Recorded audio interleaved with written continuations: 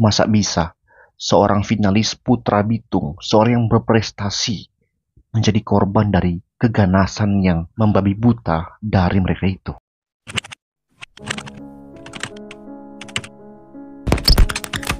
Karena kejadian ini begitu mirisnya terjadi di kota saya, di tempat di mana saya tinggal ya saudara-saudara, itu saya kira saya perlu untuk menyinggung ini di channel saya. Dan saya berharap lewat video ini kita bisa mempelajari sesuatu dan melakukan sesuatu untuk setidaknya menangani apa yang sebenarnya sedang terjadi. Teman-teman, di kota saya tinggal ini akhir-akhir ini sedang marak kasus kekerasan dan anarkisme. Dalam waktu yang relatif singkat, semenjak awal April, telah terjadi beberapa kasus pembunuhan, wire, dan penikaman.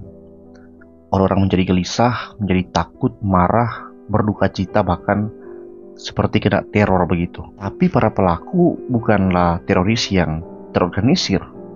Mereka adalah remaja dan tidak terorganisir. Mereka malah membabi buta, tidak peduli siapa yang sedang menjadi korban, tanpa alasan dan motif yang jelas. Dari pengawasan serta patroli pihak berwajib sendiri itu seperti nggak efektif menangani kasus tahunan atau musiman seperti ini. Meskipun sudah banyak pelaku yang tertangkap dan dihukum, tetap saja ada pelaku yang lain dan seperti nggak ada habisnya. Mungkin kalian heran, kenapa mereka begitu tega? Apa alasan mereka? Apa tujuan mereka? Masa bisa seorang finalis Putra Bitung, seorang yang berprestasi, menjadi korban dari keganasan yang membabi buta dari mereka itu? Di video ini, saya akan mencoba memberikan jawaban dari sudut pandang pengalaman dan pengamatan saya sebagai orang Bitung yang pernah remaja dan bertumbuh di salah satu daerah paling rawan anarkisme dan premanisme di kota Bitung. Sewaktu saya lepas dari usia anak-anak, memasuki usia remaja, di antara 13-14 tahun, saya memasuki lingkungan pergaulan di luar rumah, di sekitar kompleks tempat tinggal saya. Saya mulai berkumpul dengan teman-teman yang saya kenal sebagai yang tua kampung, atau yang dituakan di kampung. Istilah ini bukanlah berarti karena mereka sudah tua. Mereka masih muda, sedikit lebih tua dari saya. Dan alasan mereka dikenal sebagai yang tua, terutama karena mereka dikenal nakal dan punya nyali. Jadi istilah ini lebih kepada istilah untuk mereka yang dianggap berkuasa atau punya kekuatan. Duduk bersama dengan mereka ini, dengan para yang tua ini, membuat saya dan teman-teman seumuran saya merasa seperti bangga.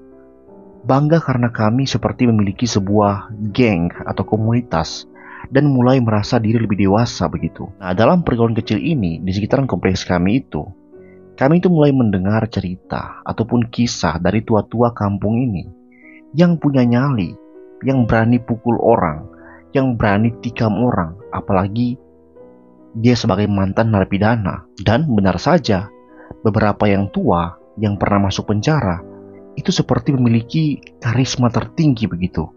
Bak seorang pahlawan yang gagah perkasa.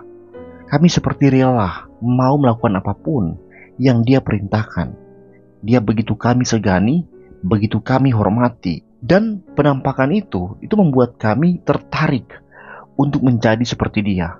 Maka muncullah dorongan, keinginan untuk membuktikan diri, membuktikan keberanian, membuktikan nyali dalam melakukan tindak kenakalan, tindak premanisme. Mulai dari lalu berteriak di jalan atau bakuku dalam istilah orang Manado, orang Bitung.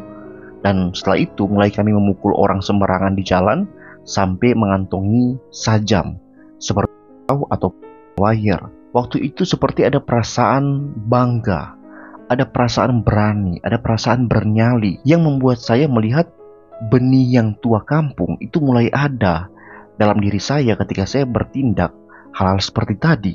Ketika saya mabuk-mabukan, ketika saya pukul orang, ataupun ketika saya berteriak di jalan. Nah, teman-teman, sampai di sini itu saya nggak menceritakan bagaimana titik balik saya dari kehidupan itu ke kehidupan seperti sekarang. Karena itu kisah yang terlalu panjang, dan itu juga bukan tujuan saya untuk menceritakan itu. Tujuan utama saya untuk menceritakan hal yang tadi adalah memberitahu kalian bahwa tindak premanisme pada remaja itu nggak semata-mata dimulai oleh miras, obat-obatan, atau lem ehabon.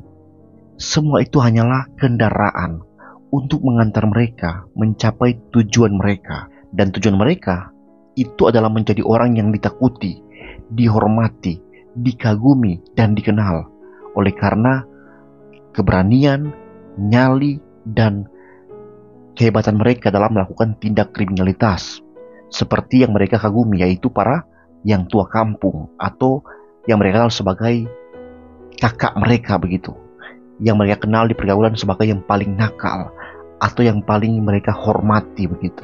Nah, dari sini kita melihat bahwa permasalahan ini kompleks karena ini meliputi naluri remaja pada umumnya, yaitu ingin mendapatkan jati diri.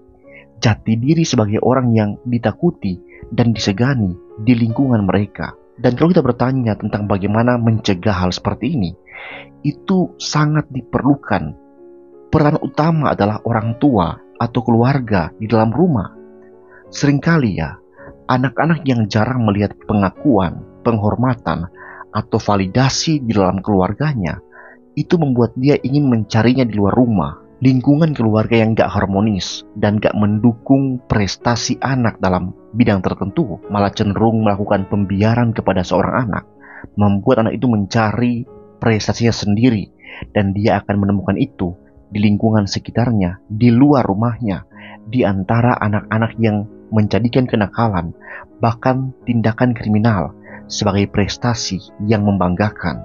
Bersyukurlah kalian jikalau kalian adalah orang tua yang sadar ini, yang selalu membawa anak kalian melihat suatu perlombaan untuk ditonton. Entah itu lomba sepak bola, lomba lari, lomba balapan motor, GP begitu, atau lomba renang dan sebagainya. Anak-anak melihat kalian orang tua berteriak-teriak kepada seorang pemenang di perlombaan, memuji-muji seorang pemenang bersama dengan kerumunan penonton lainnya, akan secara nggak sadar menanamkan kepada anak kalian tentang apa prestasi yang baik sebelum dia mendefinisikannya sendiri secara salah di luar pengawasan kalian. Tak kalah juga ketika sering melihat kehidupan saleh dari orang tuanya yang rajin beribadah dan disegani orang-orang sekitar karena kebaikan dan kesalehan orang tuanya. Semua itu akan membentuk pola pikir anak tentang bagaimana menjadi seorang yang dihormati.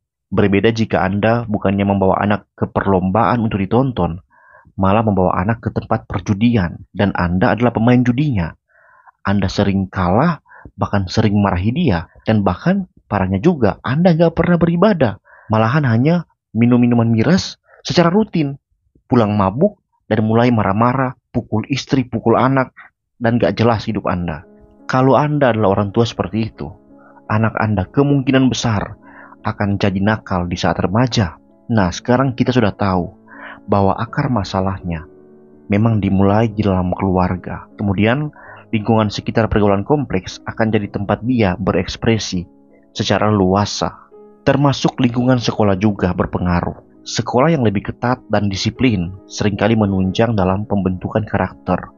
Sedangkan sekolah yang tidak terlalu ketat, tidak terlalu memperhatikan kedisiplinan siswanya, tentu akan memiliki dampak yang berbeda kepada para siswa. Tapi bagaimanapun, situasi dan kondisi di dalam rumah adalah situasi dan kondisi yang akan paling banyak dia temui setiap hari.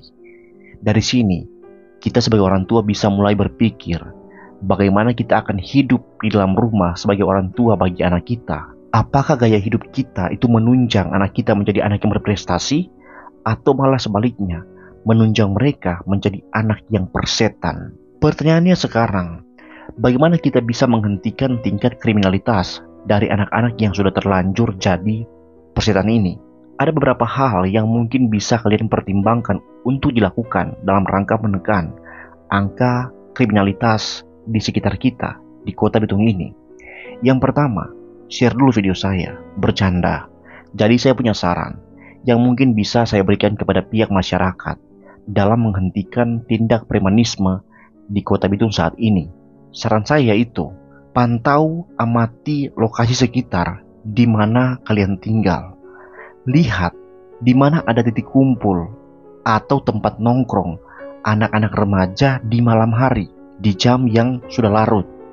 Biasanya mereka berkumpul di luar rumah seperti di pinggir jalan, atau di pos-pos pinggir jalan, atau di pertigaan, perempatan, dan biasanya juga itu di dalam rumah, di tempat teman mereka, di tempat teman mereka yang agak bebas rumahnya. Nah, kalau kalian sudah melihat tempat di mana mereka nongkrong, mereka berkumpul-kumpul gak jelas, jangan kalian dekati dan bubarkan sendiri, jangan. Tapi kalian hubungi polisi sekitar di polsek. Laporkan bahwa di situ ada perkumpulan anak-anak remaja yang gak jelas, supaya polisi bisa datang dan membubarkan mereka. Dan kalau bisa, saya sarankan untuk Pak Polisi, kalau bisa mereka ditahan saja di kurungan polsek untuk 1 malam sebagai efek jerah bagi mereka. Karena kalau hanya disuruh pulang, bisa jadi mereka akan mencari tempat tongkrongan lain yang lebih aman. Jadi saran saya untuk dikurung saja untuk 1 malam supaya mereka jerah. Nah, itu saran saya untuk masyarakat dan juga kepolisian. Untuk pemerintah kota, kalau bisa perbanyak kegiatan-kegiatan yang dapat menunjang kreativitas anak muda di Kota Bitung, seperti lomba grup band, lomba balapan rak resmi ya motor, lomba game online Free Fire, Mobile Legends, PUBG Mobile, lomba sepak bola, dan lain sebagainya. Jika di kota ini banyak perlombaan bagi anak muda, maka mereka akan sibuk latihan, mempersiapkan diri, mengikuti lomba, sehingga kebanggaan juga terbentuk pada hal-hal yang positif, bukan pada tindak premanisme. Untuk gereja, saya sarankan perbanyak seminar-seminar ajaran bagi anak remaja, terutama ajaran Injil tentang doktrin manusia, doktrin dosa, dan doktrin Kristus. Ini yang terutama. 3 ajaran ini akan membantu mereka punya sudut pandang yang benar tentang diri mereka, dan oleh karena itu akan membentuk pola pikir, pola perilaku mereka yang seharusnya sesuai dengan ajaran agama Kristen. Saya percaya kalau video ini sampai ke semua orang Bitung, maka setiap orang Bitung adalah polisi dalam tanda kutip yang mengawasi sekitar tempat tinggal mereka, memantau, melihat kondisi di sekitar. Kalau ada anak-anak yang gak jelas, laporkan saja ke polisi. Kalau polisi gak datang, ya gimana ya, sulit juga ya.